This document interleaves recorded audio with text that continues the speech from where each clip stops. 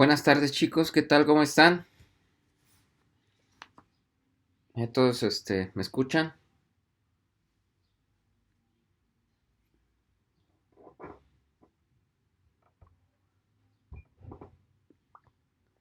Hola, ¿qué tal? ¿Cómo están?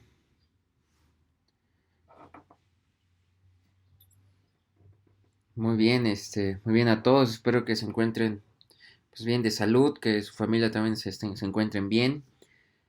Vamos a continuar hoy con la clase que dejamos en stand-by del lunes pasado. Antes, que nada, pues les vuelvo a recordar, espero que ya todos estén ahora sí en contacto con sus profesores de laboratorio y que vayan, retomando las actividades, ¿no? Entonces ahí en ese sentido, bueno, ya con sus profesores de laboratorio se pondrán de acuerdo. Este de... Y bueno, no hay otro comunicado más que seguir esperando los comunicados oficiales para que podamos regresar de manera escalonada el 1 de junio, ¿no? Hay que estar al pendiente nada más, ¿ok? Bien. Ok, vamos a darle continuidad a la clase, como les había comentado previamente. Em, Habíamos hablado un poquito acerca del contenido, lo platicamos la clase pasada. Hice algunas precisiones en la presentación y bueno, habíamos comentado que el contenido era tocar los temas de electroquímica industrial. En este sentido, como subtema, habíamos logrado tomar algunos puntos importantes. En este caso, solamente había ayudado de electrorefinación, electrodepositación, electrosíntesis y procesos de sosacloro para la parte de procesos de electrólisis industrial. Había quedado pendiente que retomáramos de la parte de electroremediación. Mm, Posteriormente habíamos hablado un poquito acerca del consumo energético. Quiero recordarles que independientemente de los 5 procesos de electrólisis industrial que están tocados en el primer punto, el consumo energético no cambia. Entonces básicamente sigue siendo el mismo, la forma en cómo los vamos a calcular, ¿no? De ahí tenemos los arreglos de celdas electroquímicas. Tal vez sería conveniente mejor hablar de las celdas electroquímicas y volver a retomar lo de consumo energético. Y por ahí para esta clase, si nos alcanza el tiempo, pues haremos un ejercicio, ¿no? De electroquímica industrial. Bien, entonces, vamos a repasarlo. Bueno, evidentemente ya les había dicho de la electroquímica moderna, el cual no podría funcionar sin las reacciones electroquímicas. Por ahí les puse este diagrama. Hablamos un poquito de la electrorefinación de metales, que implica el depósito de un metal puro en un cátodo en una solución que contiene el ion de metal. Por ahí también hablamos de qué sucedería si producimos oxígeno en el ánodo cuando se lleva a cabo la electrorefinación, ¿no? ¿Y cuál era el objetivo principal de la electrorefinación? También pasamos por ahí a electrodepositación, que básicamente había que pensar cuál sería la reacción de oxidación, si en la reacción de reducción nosotros tenemos este cobre disuelto que pudimos haber recuperado de del reciclado de piezas de cobre, ¿no? También en este sentido hablamos de cuál era el objetivo principal de la electrorefinación. Por ahí hablamos acerca de cobre, plata, cromo, zinc y de algunos acabados interesantes que se les dan a las piezas para su uso, ¿no?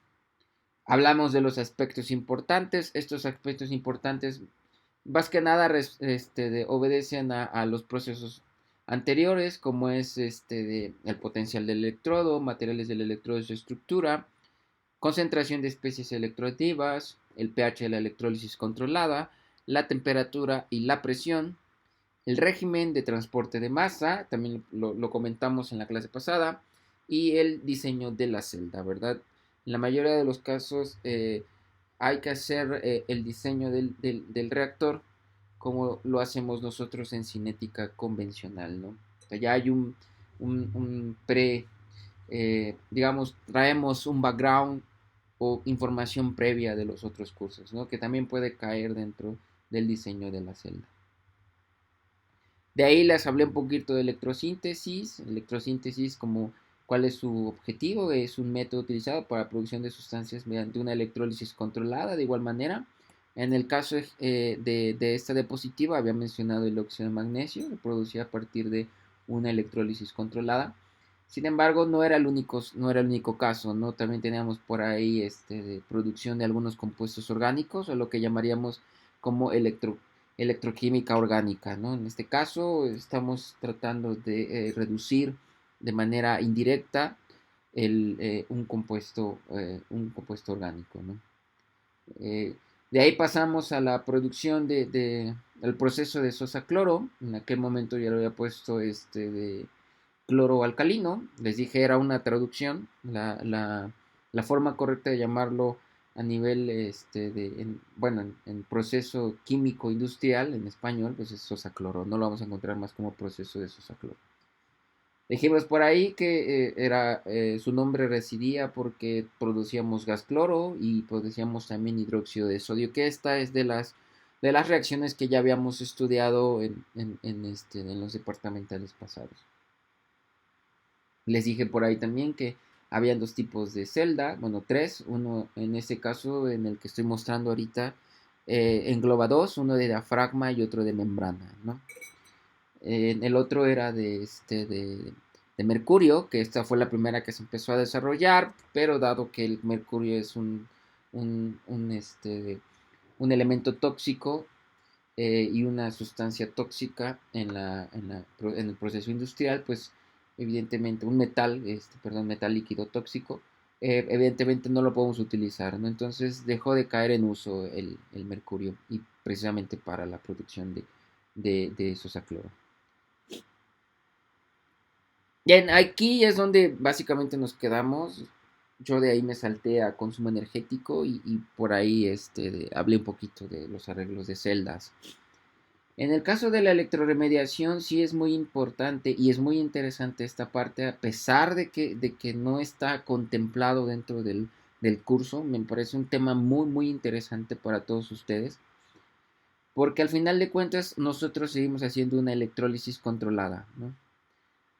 Vamos a empezar por ahí. ¿Cuáles son los tratamientos de agua de manera general? De manera general, el tratamiento de aguas pues tiene diferentes métodos, ¿no? En este caso, los que estoy marcando aquí, que son 6.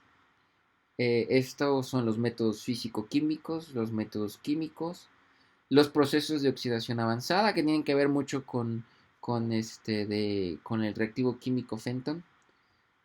Por ahí también tenemos los tratamientos microbiológicos, la descomposición enzimática y los métodos electroquímicos. Como verán, dentro de tratamientos de agua, en esta clasificación ya aparece los tratamientos o los métodos electroquímicos, y el cual ustedes pueden incluso ir a la referencia que es del 2015. Esta referencia del 2015 habla más acerca de los métodos, estos tratamientos de aguas enfocados hacia de contaminantes como pueden ser colorantes, ¿no? en aguas, ¿no? Son los diferentes métodos que pueden utilizar, pero también son los mismos métodos que se pueden utilizar a nivel general para otros contaminantes, ¿no? Ya dependerá de la eficiencia en cada uno de ellos y por qué su uso más selectivo, por ejemplo, en métodos electroquímicos, o porque utilizamos procesos de oxidación avanzada, y así es sucesivamente, ¿no? Sin embargo, nosotros como métodos electroquímicos podemos englobar estos cinco métodos electroquímicos de manera general o de manera más importante. Entre ellos está la electrocoagulación y electroflotación, la reducción electroquímica, la oxidación electroquímica, la oxidación indirecta electroquímica y los procesos electroquímicos de oxidación avanzada.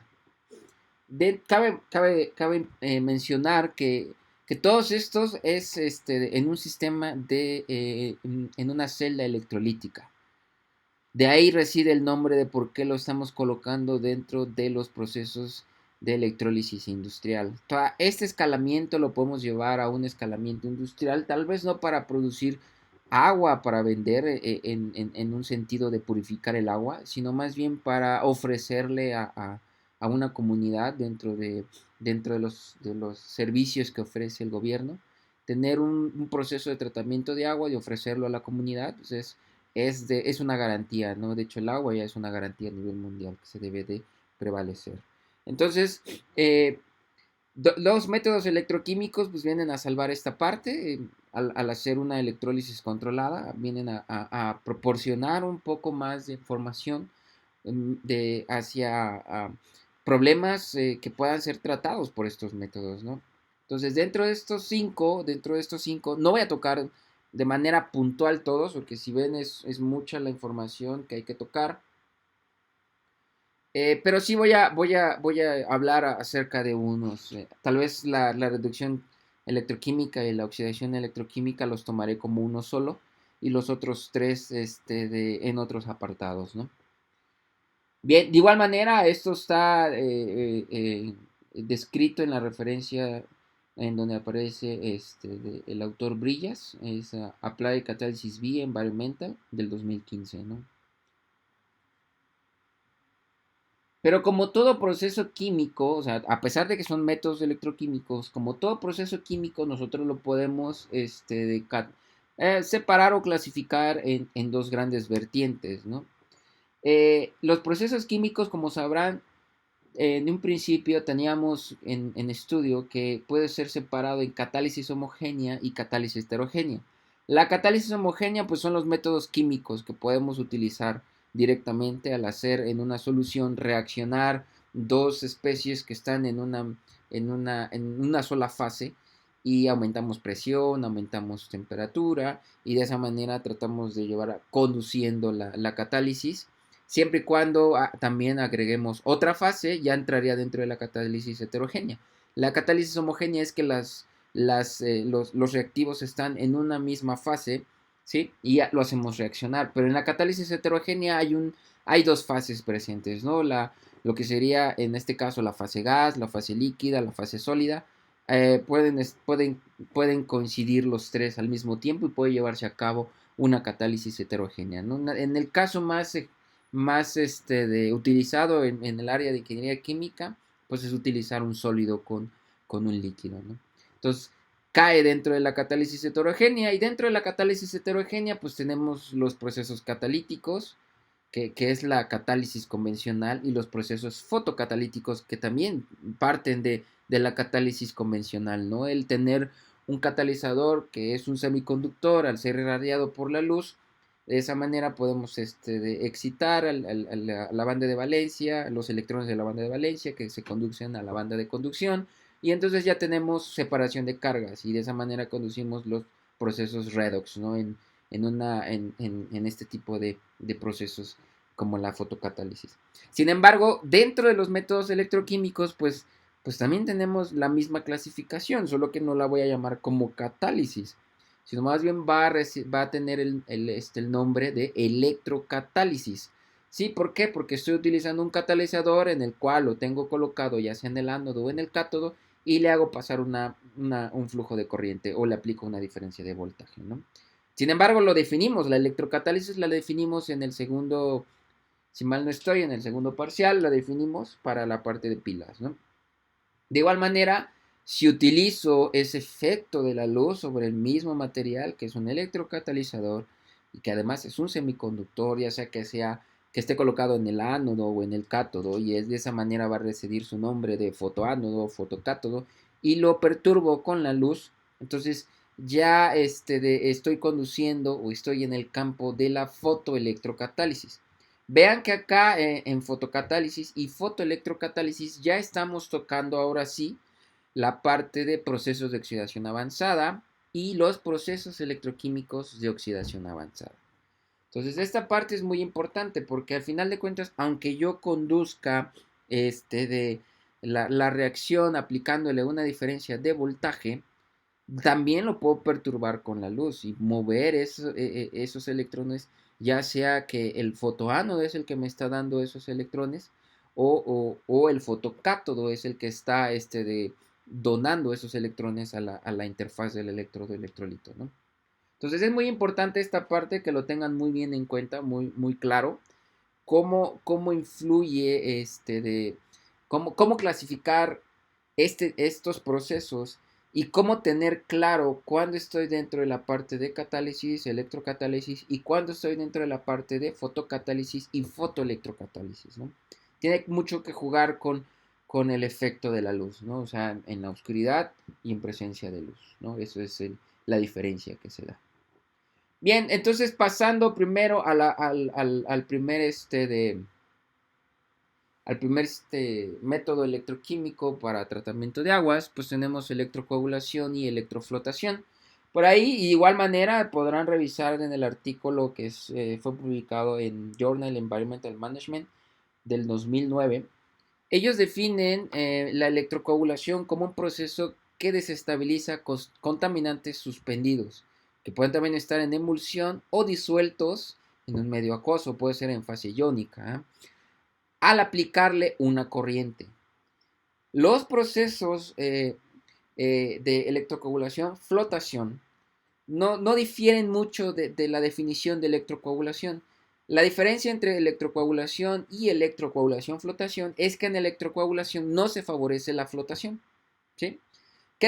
¿Cómo se define la electrocoagulación flotación? Bueno, es un proceso que se prevé o que provee una técnica alterna para la remoción de contaminantes del agua y aguas residuales, porque no solamente debe de ser el caso de aguas que contengan, que no tengan turbiedad, sino que también son aguas residuales que tienen turbiedad.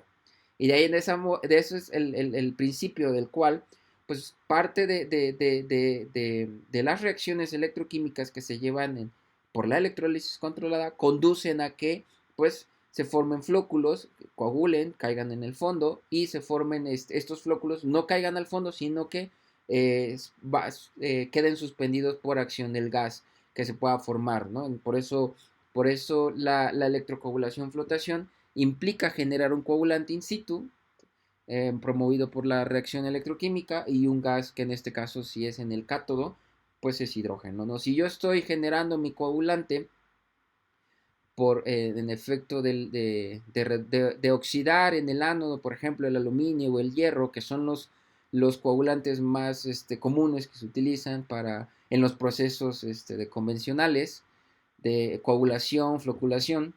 Entonces yo los puedo electrogenerar al aplicar una diferencia de voltaje. Oxido mi ánodo de sacrificio, puede ser el aluminio o el hierro, y en el cátodo pues estoy produciendo de hidrógeno, siempre y cuando no alimente de oxígeno al sistema. ¿Sí? Eso es importante tomarlo en cuenta. Cuando tengo oxígeno en solución y cuando elimino el oxígeno de la solución. ¿Sí? Espero que no haya ninguna duda hasta aquí. Si tienen alguna duda lo pueden hacer.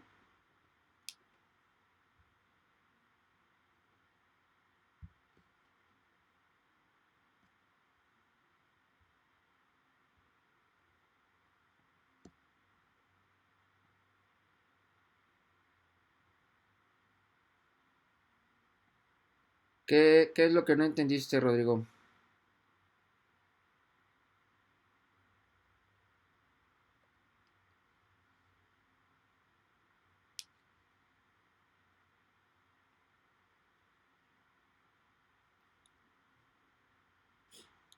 Ok. Te, Fórmulen bien su pregunta para que podamos responderla, para que yo pueda responderla, ¿no? Ok, bueno. Miren, recuerden que cuando yo hago una electrólisis controlada, ¿qué es lo que en solución acuosa, qué es lo que voy a producir? El hidrógeno y el oxígeno, ¿no? Eso lo vimos hasta en el diagrama de Purvé. No lo puedo eliminar de la electrólisis controlada. Yo no puedo quitar la contribución de formar hidrógeno y oxígeno por la descomposición del agua. Entonces, si yo suministro, en este caso, dentro de la electrólisis controlada, al tratar de generar mi coagulante, que mi ánodo tiene que ser de oxidado, ya sea aluminio o hierro, ¿quién me queda como última opción? Pues me quedaría mi cátodo, ¿no? Entonces, si yo en el cátodo suministro oxígeno, ¿qué reacción puede suceder con el oxígeno en el cátodo? Pues se puede formar por la vía de dos electrones. Podemos tener peróxido o podemos tener agua. Si yo no suministro oxígeno en el sistema, o sea, en la celda, lo que estaría sucediendo ahora es que el cátodo estaría siendo selectivo hacia la reducción del agua y entonces estaría yo produciendo hidrógeno. ¿Sí? Entonces, yo fijo que el ánodo se tiene que oxidar y esa eficiencia de oxidación debe de ser el 100%. De igual manera, si en el ánodo no es una eficiencia de corriente del 100%, una eficiencia de carga del 100%, parte de esa oxidación del ánodo también se está yendo hacia la oxidación del agua, entonces no lo estoy haciendo de manera efectiva. Entonces tengo que tomar en cuenta que no debo de producir en el ánodo, no debo producir oxígeno, sino que la reacción se lleve completamente a, en el caso de la electrocoagulación, electroflotación, se lleve básicamente el aluminio o el hierro, que son los electrodos más comunes, se lleve hacia su oxidación completa, no que catalice la oxidación del agua. Por eso hay que tener claro que cuando yo aplico una diferencia de voltaje en un sistema, por ejemplo, en un pH ácido, yo voy a conducir la electrólisis del agua en medio ácido. ¿Sí? Ahora, si fijo el ánodo y digo, el ánodo es el que se tiene que oxidar, sin tomar en cuenta que va a competir con la oxidación del agua, el ánodo se oxida completamente, me queda el cátodo. Si en el cátodo yo estoy produciendo hidrógenos sin tener oxígeno en el agua, ¿sí? Ahí la reacción se conduce a producir hidrógeno. Pero si yo tengo oxígeno, el oxígeno es el que se va a reducir. De la misma manera, si en el ánodo estoy produciendo oxígeno y ese oxígeno queda disuelto, se va a cátodo y ahora tiene que ser reducido. Entonces estoy teniendo reacciones mezcladas, ¿sí? Parásitas, en algunos casos se le comenta de esa manera, reacciones parásitas que no son del interés para el proceso de electrocoagulación flotación. Sí, espero que quede más claro. ¿Sí? Bien, el sistema electroquímico lo tenemos aquí en esta diapositiva. Vean cómo en esta diapositiva queda un poco más claro la parte que estaba preguntando Rodrigo. ¿Sí? Vean que aquí estoy llevando la reducción del oxígeno, del agua a hidrógeno, ¿sí? Formando burbujas, ¿no? Y esto está ocurriendo en el cátodo. Vean que tengo un electrodo ya sea de aluminio o de hierro, ¿no? De igual manera, pues tengo en el ánodo un electrodo de aluminio o hierro, que va a depender del contaminante que quiera yo de eliminar de la solución, ¿sí? Entonces, el metal, o sea, el ánodo de sacrificio, pues se puede llamar así como ánodo de sacrificio, se está oxidando en el ánodo completamente y es donde va a tratar de formar, ¿sí? un complejo en presencia del OH. Vean que como aquí ya se forma hidrógeno, pero también se forma OH de la reducción del agua, ¿sí? Estos dos pueden reaccionar y a su vez estos dos reaccionan con el contaminante y tenemos un sedimento, ¿no? Se forman los flóculos y como los flóculos se desestabilizan, empiezan a precipitar, ¿no? Por la acción de la presencia de este compuesto. Pero también, si estos flóculos no logran de precipitar, pueden flotar, ¿sí? Por la acción de ser arrastrados por las burbujas del hidrógeno formadas en el cátodo, ¿sí? Aquí es donde yo les comento, si yo a esto lo conduzco en estas condiciones, quiere decir que no hay oxígeno en la solución, no estoy introduciendo oxígeno en la solución, porque entonces aquí el agua y el oxígeno van a competir y si el oxígeno ahora entra en solución, al competir con el agua, este puede irse por dos vías, puede formar peróxido y puede formar agua, ¿sí?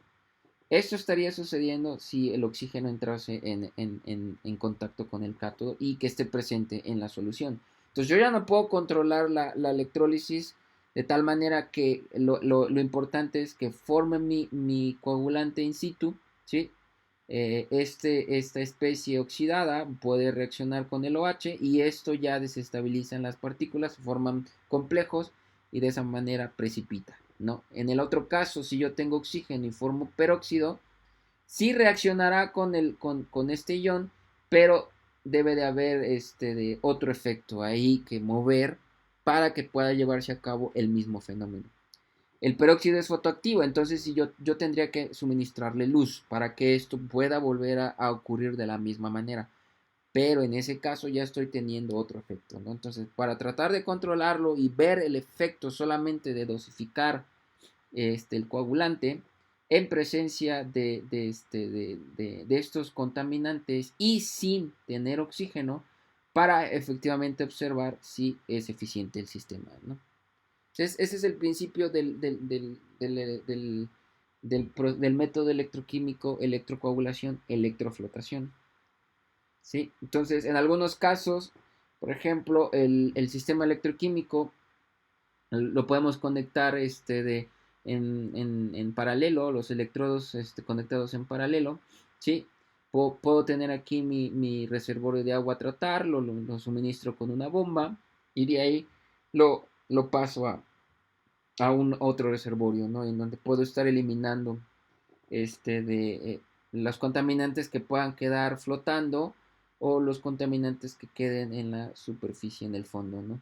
Entonces, de esta manera, así como está en este diagramita, el agua que atraviesa esta parte, pues ya no va a tener estos contaminantes en principio, ¿no?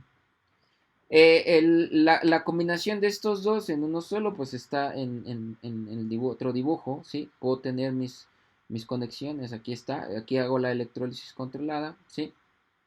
Tengo una barra magnética y estoy pasando continuamente un flujo de agua ya tratada del otro lado, ¿no? En donde pues se forman los lodos en la parte superior que flotan y algunos que en este caso no se forma en este esquema no se llega a formar precipitado y de esa manera ya tengo mi agua purificada, ¿no?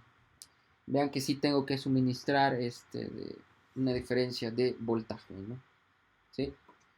Entonces, esto es muy interesante desde el punto de vista de tratamiento de aguas, ¿ok? En donde voy a darle un valor agregado a los materiales, un valor agregado al tratamiento y evidentemente el agua va a tener un valor agregado, ¿no? Igual forma, si ustedes quieren de profundizar un poquito más, váyanse a las referencias. Este es un libro, es este de acá, ¿sí?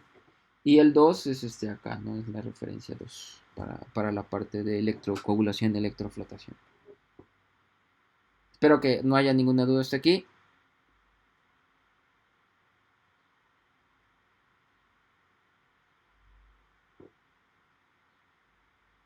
¿No? Bueno. ¿Cuáles son las ventajas de la electrocoagulación, electroflotación? Las ventajas y sus limitaciones, ¿no? Como todo proceso, pues va a tener ventajas y desventajas, ¿no? Las ventajas, de igual manera, lo pueden encontrar en este artículo. Las ventajas son que es de baja inversión, bajo consumo de energía, mínimos requerimientos de aditivos químicos, ¿sí? En algunos casos yo puedo colocarle para que coagule, puedo colocarle otro coagulante en solución, ¿sí? Y de esa manera aumentar la eficiencia de sedimentación.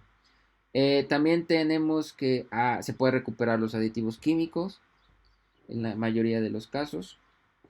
¿Cuáles son las limitantes? Bueno, pues no es selectivo a ciertos contaminantes. Por ejemplo, si yo quisiera tratar o eliminar metales y eliminar otro contaminante que estén mezclados, si yo quiero recuperar los metales, pues se van a ir todos, se van a ir los metales y se van a ir también el contaminante que estoy tratando. O sea, no hay una selectividad. Lo que lleva aquí es que hay que hacer para los metales hay que hacer un tratamiento previo, ¿no? Entonces no es selectivo a ciertos contaminantes. El ano de sacrificio es una limitante porque hay que estarlo cambiando continuamente y además tiene que ser pues económico porque es el que vamos a consumir en la mayoría de los casos, ¿no? En otros también es la eficiencia de remoción, la eficiencia de corriente, ¿sí? También hay que controlar la conductividad y el pH, ¿no? Estos dos parámetros son muy importantes. La conductividad del agua, recuerden que la conductividad del agua, si es agua pura, estamos hablando de desionizada, pues no conduce, ¿verdad? Si es agua de grifo, tiene cierta conductividad que es mucho mayor comparada con el agua desionizada. Entonces, hay que tener en cuenta que la conductividad del agua debe de ser lo suficientemente posible alta para que pueda, al momento de aplicar nosotros una diferencia de voltaje, no recaiga el peso en la resistencia de la solución, ¿no? No haya un efecto que tenga que restar más por la resistencia de la solución.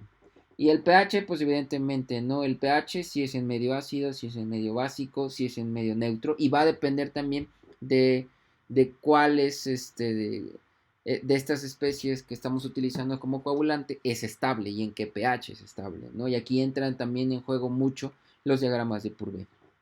Es muy importante esta parte, ¿no? Bien, la oxidación, reducción electroquímica. Bueno, espero que no haya ninguna duda. ¿No hay dudas? ¿Todo está claro?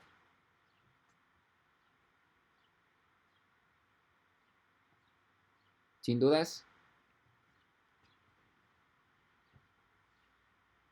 Ok.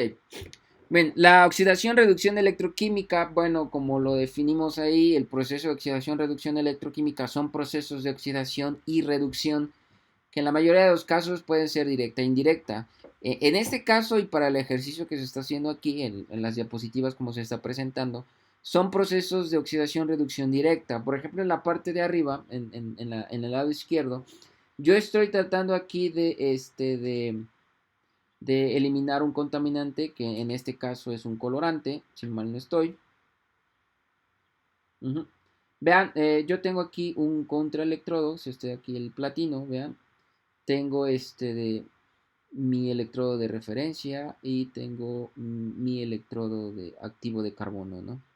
Tengo un reservorio, en este caso para el electrodo de referencia. El electrodo de referencia está conectado directamente al electrodo de trabajo y tengo un agitador magnético, ¿no? Aquí lo llevo a cabo en un potenciostato. Entonces yo estoy conduciendo que el electrodo de trabajo, el de carbón, ¿sí? Sea mi cátodo. Entonces, aquí estoy tratando de conducir la o reducción directa de este contaminante, ¿no? Vean aquí que llevan parámetros como la demanda química de oxígeno, la demanda química de carbono también, para eficientar y observar si hay una disminución en estos parámetros, ¿no? Entonces la reducción de electroquímica pues es llevar o conducir directa la reducción de estas especies sobre la superficie del material. En el mismo ejemplo, en la oxidación electroquímica, tenemos un ánodo en el cual es un óxido mixto, ¿sí? Tengo titanio soportado sobre este óxido mixto, que es rutenio-titanio, ¿sí? Tengo un cátodo de titanio, ¿sí? Tengo una ventana de cuarzo en el cual hago incidir la luz, ¿ok? Y estoy tratando de que en el ánodo se lleve a cabo la oxidación directa del contaminante en este caso, ¿no? O sea, yo puedo tener acá mi reservorio, mi tanque del electrolito que voy a tratar, ¿sí? Tengo una bomba. Esta es la vista frontal de la ventana en donde estoy iluminando con luz. Entonces, estos procesos se llevan a cabo directamente sobre la superficie del material. Y en principio las ventajas y limitaciones pues está enfocado más que nada a la cinética electroquímica, ¿sí? A la cinética de oxidación, a la cinética de reducción. Juega muy, muy, muy importante los papeles de los procesos de transferencia interfacial, o sea, los fenómenos interfaciales.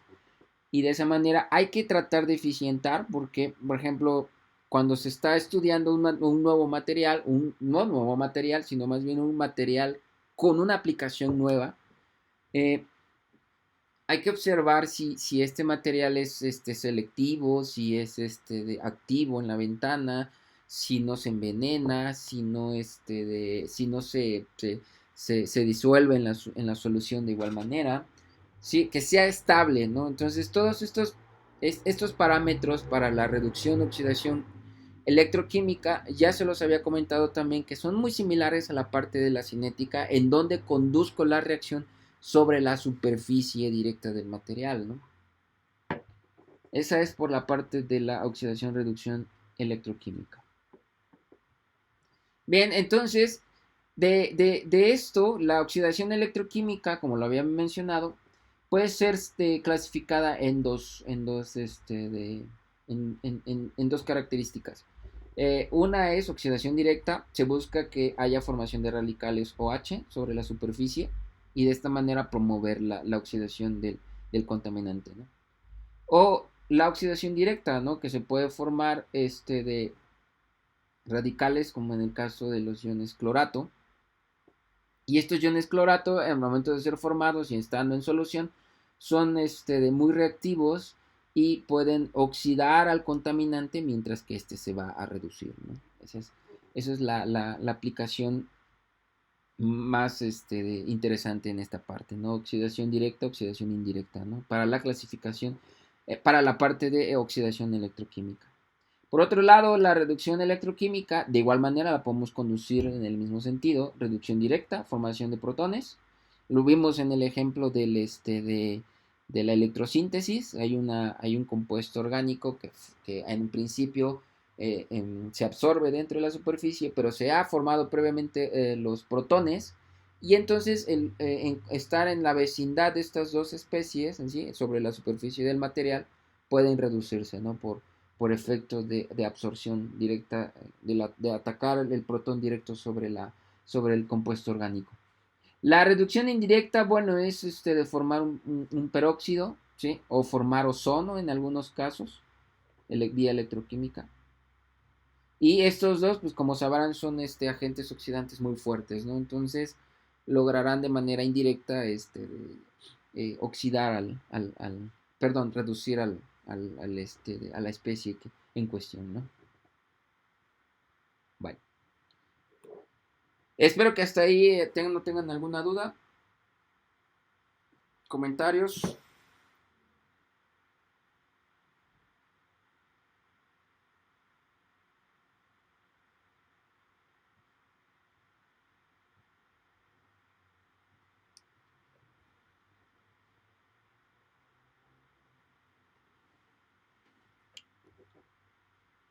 ¿Aquí?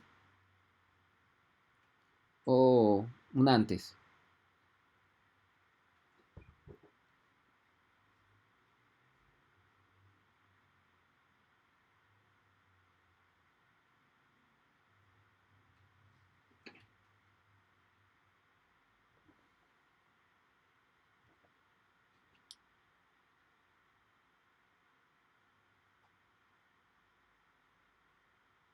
Ok, muy bien. Para los procesos electroquímicos de oxidación avanzada, bueno, los procesos electroquímicos de oxidación avanzada son procesos basados en los procesos Fenton, o sea, en los procesos de oxidación avanzada. La reacción Fenton, pues es básicamente la que tenemos en la diapositiva. Yo tengo el hierro 2 más que pudo haber proveniente de la oxidación del ánodo, ¿sí? El cual reacciona con el peróxido, ¿sí? Y al reaccionar con el peróxido forma, oxida el hierro 2 más a hierro 3 más, tomando como, formando en la solución un radical OH. Ese radical OH es el que va a tratar de oxidar los compuestos orgánicos o formar o oxidar algunos otros compuestos que en principio puedan en un primer paso ser oxidados y después precipitados, ¿no? Más agua, ¿no? El sistema electroquímico no es muy distinto a lo que ya hemos visto. Ahora sí, yo ya le estoy suministrando oxígeno a la celda. Y eso es la parte interesante. Suministro oxígeno al sistema, ¿ok? Y vean que aquí yo ya del oxígeno estoy formando peróxido. Y del peróxido estoy formando el radical OH. Esto es básicamente utilizado para decolorar para hacer la mineralización de algunos compuestos orgánicos como pueden ser los colorantes, ¿no? Yo voy a tener un ánodo de sacrificio, un cátodo. Voy a tratar de que el hierro 3 más que ha sido oxidado se reduzca para volver a tener mi reactivo fotofenton, mi reactivo fenton, y que pueda volver a degradar compuestos, ¿no? Este reactivo fotofenton forma OHs y este OH pues vuelve a atacar a los colorantes, ¿no? En el otro lado pues tenemos de la misma manera, es el mismo ejemplo, el mismo mecanismo. ¿Sí? Yo trato de que el oxígeno forme peróxido por la vía de dos electrones en la superficie del cátodo, y por efecto de descomposición junto con los compuestos de hierro en la misma superficie del cátodo forme el OH y ahora sí mineralice el contaminante, ¿no? Hacia CO2, ¿no? Por ejemplo.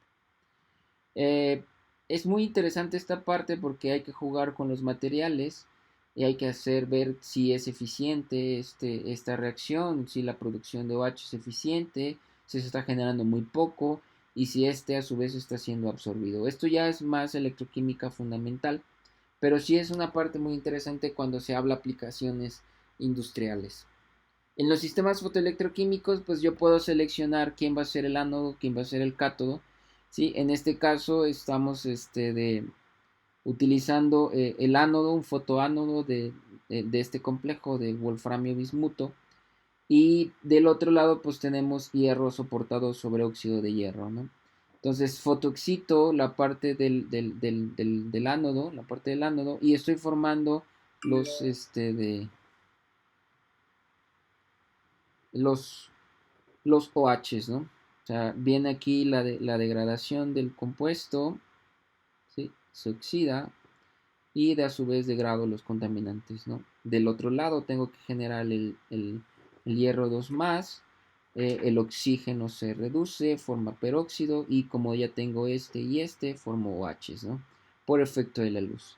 Entonces de esta manera a su vez la parte del peróxido también puede atacar al contaminante por efecto de luz al tener el peróxido, ¿no?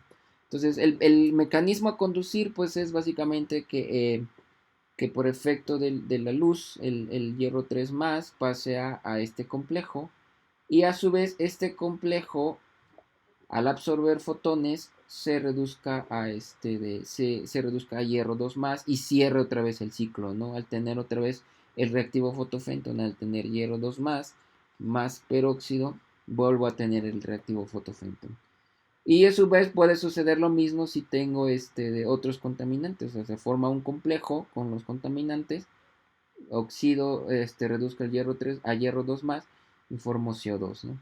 Y estos radicales pues vuelven a ser absorbidos en formación de otro complejo. Entonces, esta es la parte de fotoelectroquímica de oxidación avanzada. Hay que tomar en cuenta que para suministrar oxígeno voy a tratar de formar el peróxido, el cual puedo conducirlo, ¿no? O sea, yo a esas condiciones incluso puedo iluminar, aunque no tenga un fotoánodo, un fotocátodo, porque el peróxido es fotoactivo. Ahí es, ahí es fotocatálisis homogénea y además pues no es de una reacción electroquímica, es una reacción química, fotoquímica, perdón, pero que no se conduce sobre la superficie del material, sino que está en el seno de la solución, ¿sí? Entonces hay dos caminos, ¿no? O sea, yo al generar el reactivo fotofenton, puedo, perdón, al generar el reactivo fenton, puedo aplicarle luz y ahora sí tener un reactivo fotofenton. Entonces, de esa manera ir degradando los compuestos, los contaminantes y mineralizarlo, ¿no? Entonces, yo voy a formar CO2, no voy a formar lodos, eso es lo interesante en este lado también, que disminuye la cantidad de formación de lodos. Los sedimentos los puedo retirar, pero no son los mismos lodos que puedan suceder si yo lo hago en los métodos convencionales. De igual manera, si necesitan hacer un poquito más de inquietud, de revisar el artículo, cómo es a profundidad, estos procesos, pues también igual lo pueden hacer, ¿no? Está la revista en la cual lo bajé, Journal Hazard of Materials, es del 2012, ¿no? Entonces esta parte es muy interesante, ¿no? Todo esto es muy interesante, aplicación industrial. Vean que todos estos sistemas tengo que aplicar una diferencia de voltaje, ¿no? Eso es lo interesante en esto. Ahora, estos sistemas, pues puedo controlar el potencial, es un sentido potenciométrico, pero también puedo controlar de la misma manera que el potencial, puedo controlar la corriente, y en ese sentido ya es un proceso galvanostático. No quiera decir que me está entregando energía, sino que estoy controlando, de la corriente, ¿no? Ok. ¿Dudas hasta aquí?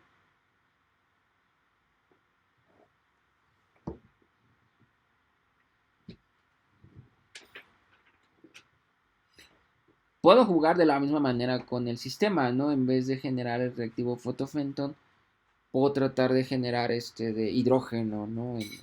En el cátodo y en el ánodo, de otra especie con un material al cual lo estoy excitando con luz, ¿no? O sea, puedo conducirlo de la misma forma.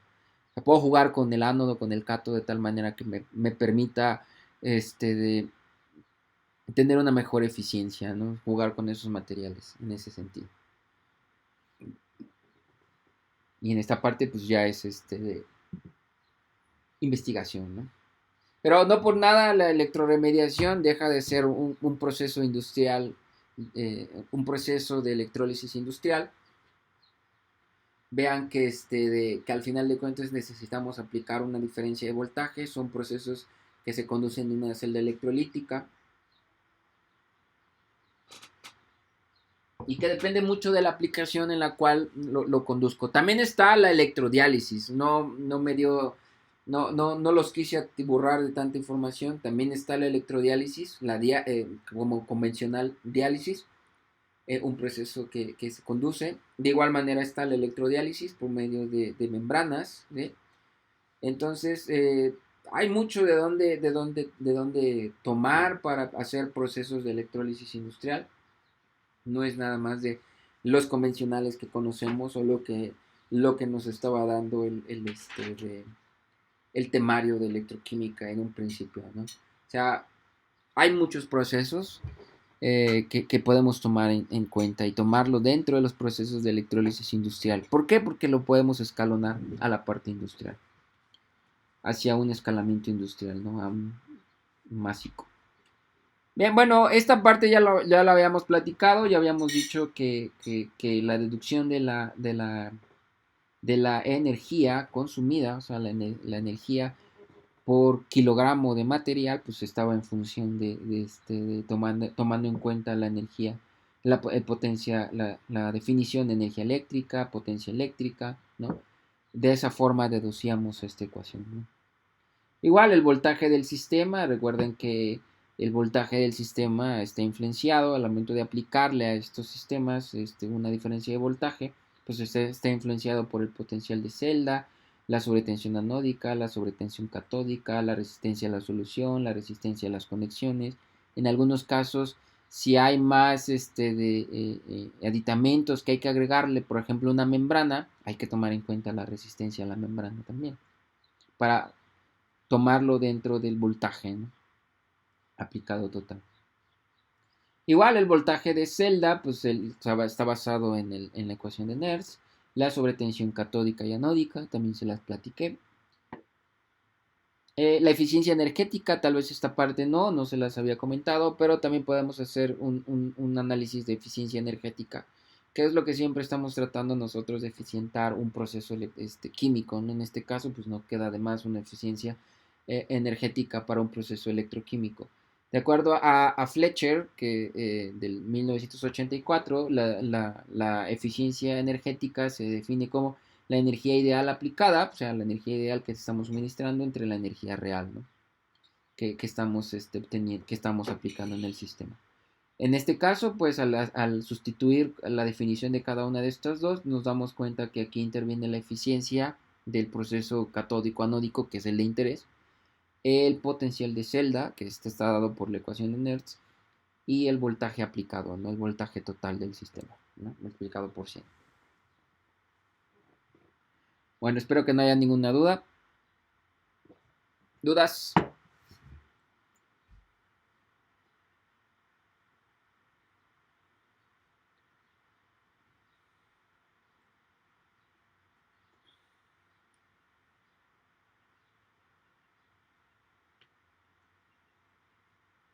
No, no hay dudas.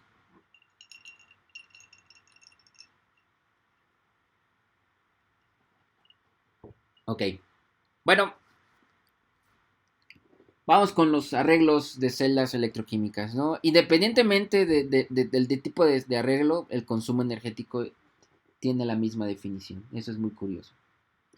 En un sistema electroquímico, bueno, pues nosotros podemos conectarlos todos en serie o en paralelo, ¿no? O sea, dentro de un sistema, dentro de una celda, yo puedo conectar de manera paralela ánodo cátodo, o sea, la definición habitual de un sistema electroquímico, ¿no? Ánodo y cátodo conectados en paralelo, ¿no? Entonces yo puedo hacer las conexiones. Este aquí es un ejemplo para la electrorefinación o electrodepositación, por ejemplo, de cobre, ¿sí? Son estas las celdas. Y es aquí en donde hacen ya sea conexiones. Normalmente estos son tipos de conexiones en paralelo, ¿sí? Ánodo cátodo, ánodo cátodo, ánodo cátodo. Y vean que las conexiones paralelas no cambian en su definición cuando hacemos la cuantificación de voltaje. Para una conexión en paralelo, el voltaje total es igual al voltaje de cada semicelda, ¿no?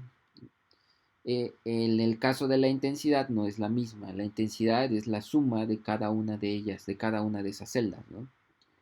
Para las conexiones en serie, pues es al revés, en el sentido de que la intensidad total es igual a la intensidad que pasa a través de cada una de las celdas.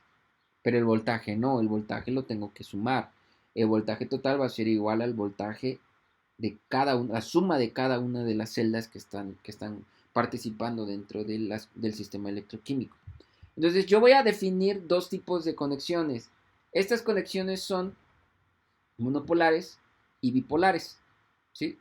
Las conexiones monopolares es la conexión en paralela como habitualmente la conocemos, ¿no? Tenemos un ánodo, todos son los ánodos en un lado, eso es lo que está marcando de este lado. Todos estos son los ánodos, todos estos son los cátodos, ¿sí? Esta es para la parte monopolar, porque quiere decir que pues solamente hay un positivo y un negativo, ¿no? Por eso reside la definición de monopolar. Para una conexión en donde tengo un sistema bipolar, vean que solamente voy a conectar el ánodo y el cátodo, pero de los extremos, ¿sí? Aquí, si lo quieren ver de esta manera, estaré yo aplicando la diferencia de voltaje. Entonces, eso implica que las otras conexiones, ¿sí? Se vuelvan, como este era ánodo, esta parte, esta cara es cátodo, pero del otro lado es ánodo, cátodo, ánodo, cátodo, ánodo, cátodo, ánodo, cátodo, ¿no? Entonces, este es el ánodo, y este es el cátodo, y ahora, pues, como están conectadas en serie, eh, ahora este se vuelve cátodo, ánodo, cátodo, ánodo, cátodo, ánodo, cátodo, ánodo, cátodo, ¿verdad? Esas son son los dos tipos de arreglos que pueden suceder dentro del sistema electroquímico. O sea, si yo tuviera un reactor de electroquímico en donde todas mis conexiones son monopolares o mis conexiones son bipolares. Ahora, de aquí hay otro que sería el mixto, pero es conectar estos sistemas, o sea, estos sistemas, por ejemplo, para la electrorefinación, electrodepositación, de electrodepositación o formación de capas de óxidos. En la mayoría de los casos lo que se trata es que la corriente sea la misma en cada uno de los sistemas, ¿no? Entonces, en ese sentido, hay que tratar de que de una cuba a otra la corriente sea la misma. Y ahí sí la puedo conectar en serie. Pero si yo quiero conducir una reacción en un cátodo y una reacción en un ánodo, pero que el depósito sea de la misma forma, ¿sí? En el cátodo, y que la degradación de la especie en el ánodo sea de la misma manera en todas, o sea que esa disminución en espesor, aumento de espesor de los electrodos sea de manera homogénea en todos, pues los tengo que conectar, estas conexiones las tengo que hacer en paralelo para poder controlar esta corriente, pero dentro del reactor electroquímico. Si ahora yo tengo otro reactor electroquímico y quiero utilizar la misma corriente que estoy utilizando en el otro, en el primer reactor, pues ahora sí puedo jugar con las conexiones en serie, ¿no? Y ahí sí ya voy a poder mantener esa corriente en todos los reactores de la misma manera, la misma corriente en los tres reactores. La suma de todos los reactores me va a dar el voltaje total. Entonces, eso ya es para un escalamiento industrial, pero la parte de conectarlos en un reactor, solamente hay dos. Puede ser monopolar o puede ser bipolar. El otro ya sería ver qué es lo que considero, si debo de mantener la corriente constante en todos los reactores o si debo de mantener el voltaje constante en todos los reactores. Ya va a depender de los requerimientos. En el caso de electrorefinación, electrodepositación, formación de capas óxidas, aluminizado, pues trato de mantener que esas capas tengan un espesor homogéneo, ¿cierto? Ustedes lo verán, bueno, lo vieron en la práctica 2 cuando electrodepositaron cobre, ¿no? Tenían un ánodo, tenían dos ánodos y un cátodo, ¿no? Para homogenizar de manera más eficiente las dos caras del cátodo, ¿no? Y depositar en ambas caras de la misma cantidad de espesor de cobre en las dos caras, ¿no? Es por ello que se busca esto. Esta es la forma en cómo podemos conectarlo para controlar muy bien la corriente. Ya el ejemplo que viene más adelante ya es un extra, ¿sí? En este caso, aquí hicieron algo muy interesante, son otros sistemas electroquímicos, la forma en cómo los podemos conectar. ¿Sí? Acá pues no hay más, ¿no? Es un sistema monopolar, pero están jugando con los electrolitos, ¿no? Entonces, en un lado se reduce y en el otro, esta parte reducida se oxida, ¿no? Entonces, hay un ciclo. Igual forma pasa del otro lado, ¿no? En una parte se oxida y en la otra se reduce. Pero vean que de este lado yo tengo un fotoánodo, ¿no? Y acá de este lado pues es un stack de más, aumentando la cantidad de, de, de, este, de, de electrolito, o más bien las celdas que estoy conectando del otro lado, ¿no? Es para generar energía, ¿no? Entonces esta parte ya es muy interesante. Este es un artículo del 2018, no tiene mucho, fue un mini review en donde aplican de generación de energía a partir de sistemas fotoelectroquímicos. Entonces hacen este tipo de arreglos, ¿no? Hay que tomar en cuenta ahora si estos, a pesar de que los estoy conectando así, si ahora los voy a conectar en una conexión monopolar o en una conexión bipolar, y encima si todos estos van a estar conectados de forma como lo está manejando el esquema, ¿no? La especie que se está oxidando en un lado la conecto en otro y ahora se empieza a reducir. No es para formar, para cerrar un ciclo, ¿no? Eso es lo interesante de este sistema, ¿no? Pero esto ya es un plus, ¿no? Esto ya no lo vemos nosotros. Se los quise pasar porque pues es la tendencia, ¿no? Empezar a mezclar conexiones. Bien. ¿Alguna duda hasta aquí?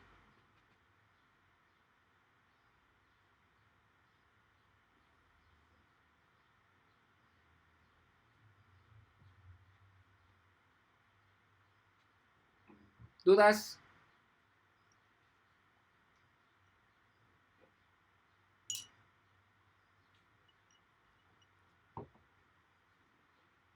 Bueno, espero que haya quedado todo muy claro. Al momento de decirme que no hay dudas, quiero pensar que todo está muy claro, que fui muy claro.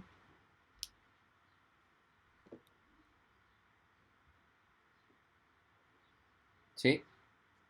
Recuerden que los métodos electroquímicos o la electroquímica en sí, pues tiene una amplia aplicación en muchas áreas, ¿no?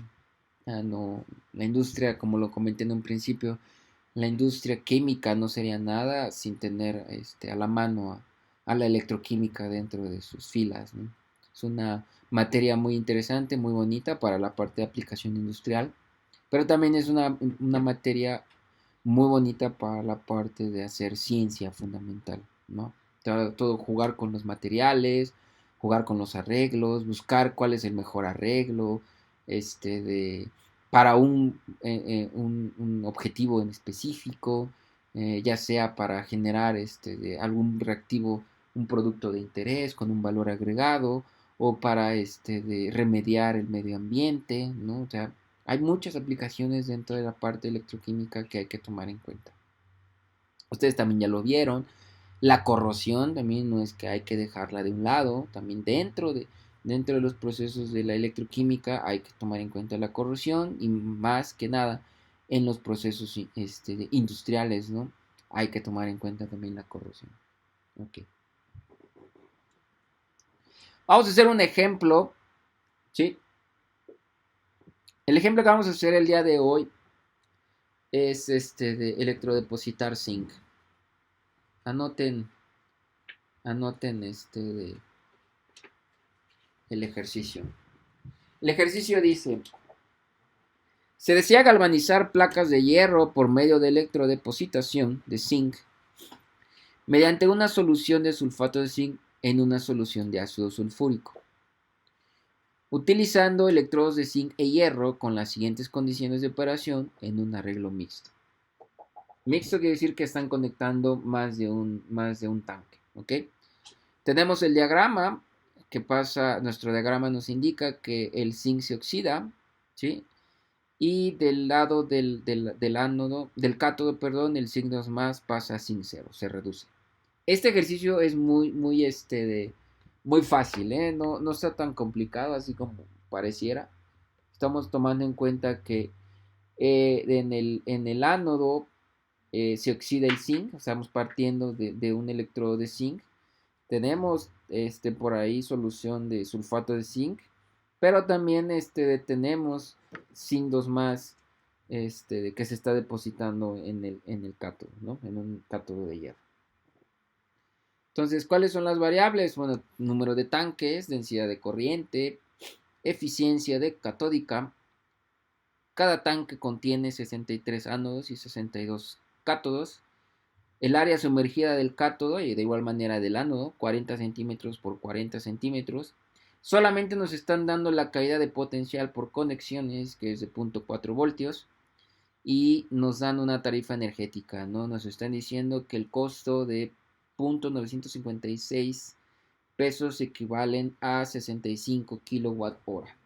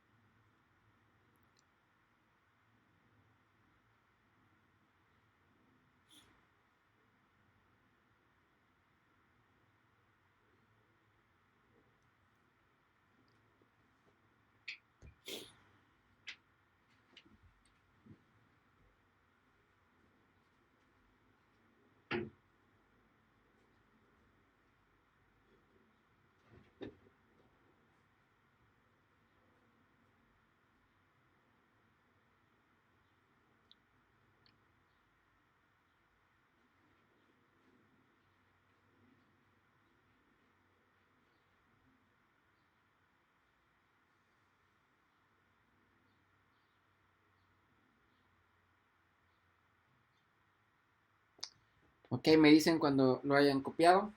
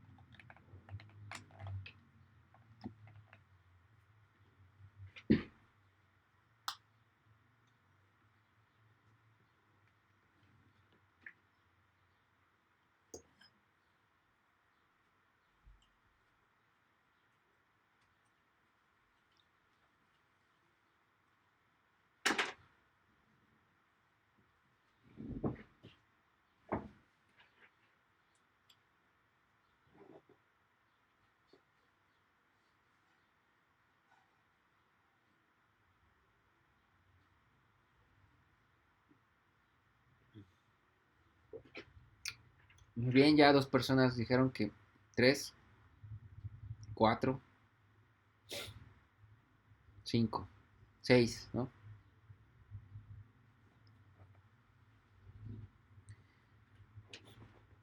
Listo, ok. Espero que los demás ya también lo hayan copiado, ¿ok? Son 25 que están atendiendo la clase.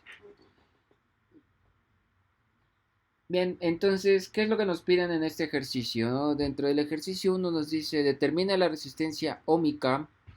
Fíjense, si la distancia inicial de los electrodos son 5 centímetros y la solución tiene una conductividad de 0.19 Siemens sobre centímetro. Esa es la primera, el primer inciso. El inciso B. Determine la distancia final de los electrodos en centímetros después de 24 horas de operada la celda continua.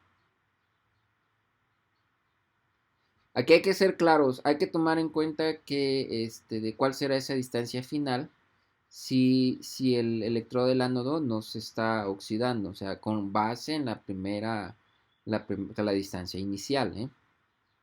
¿Cuánto, cuánto habrá crecido el electrodo? El inciso C dice, determina el potencial aplicado por tanque. El inciso D dice, determina el consumo energético en kilowatt hora por tonelada de zinc producido para toda la planta. Y el inciso E, ¿cuál es el costo de energía en pesos por kilogramo de zinc con base en la tarifa energética?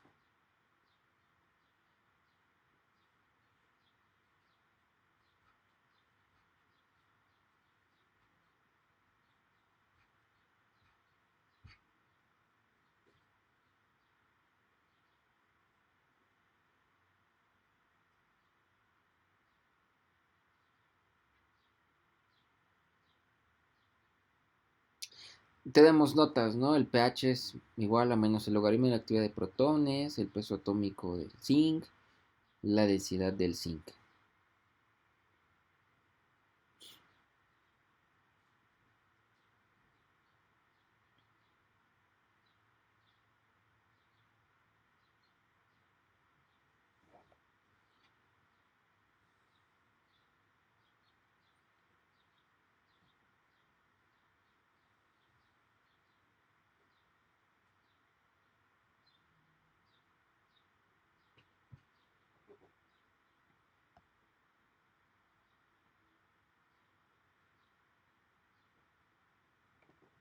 Ok, rápido.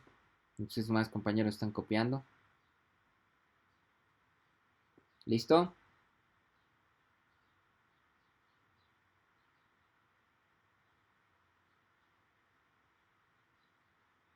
Ok, listo.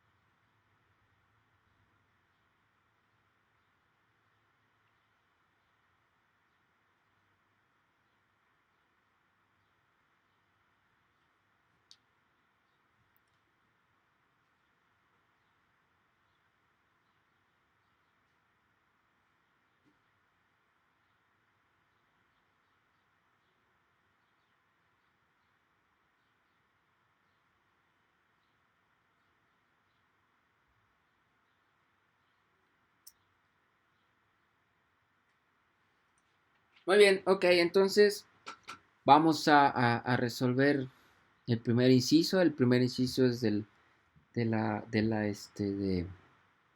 primer parcial.